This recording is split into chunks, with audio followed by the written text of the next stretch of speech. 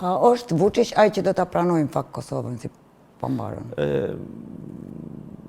Kosova është pranuar si shtet i pavarur nga Serbia. Nga Serbia. Po. Jo zyrtarisht, se është në kushtetutën e tyre pjesë e Kosovës. Kosova ala pjesë e Serbisë. Tani hime dha tjetë kushtetuta e Serbisë, po shikoni në aspektin ligjor,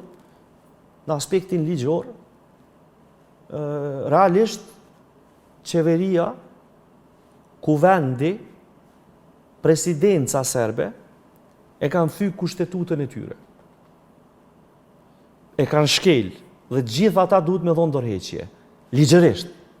Sepse targat, Republika Kosovës, tabelat, këto letërnjoftimet, dokumentet e udhëtimit, letërnjoftimet, pasaportën, Republika e Kosovës njihen zyrtarisht në pikat kufitare serbe, të Serbisë.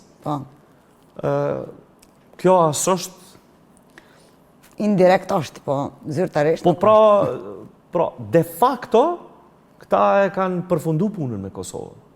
Ta e kanë përfundu, ka marrë fund ajo punë. E pse atëherë luftë? Sepse po i do aleatëve tonë që na kanë shliru. Kush janë ata aleatë? Amerikës, po thumë.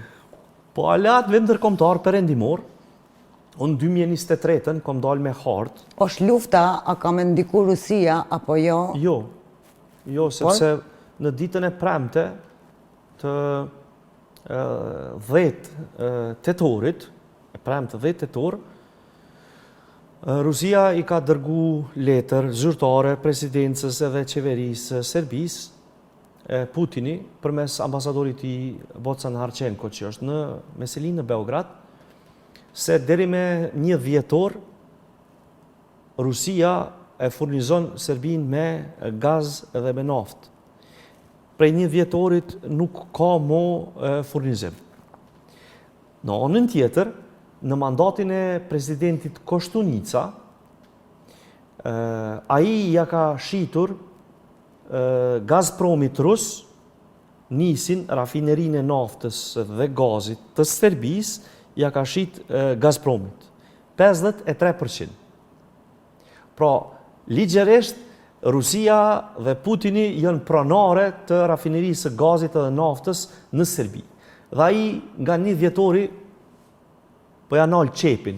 Shkaku i mosdëgjueshmërisë Vučićit dhe lojrave diplomatike të cilat ai i ka bo gjatë të paktën 3-4 vite. Edhe embargos të cilën e ka Rusia për shkak të Ukrainës? Kinse, sepse Evropa furnizohet me gazin rus.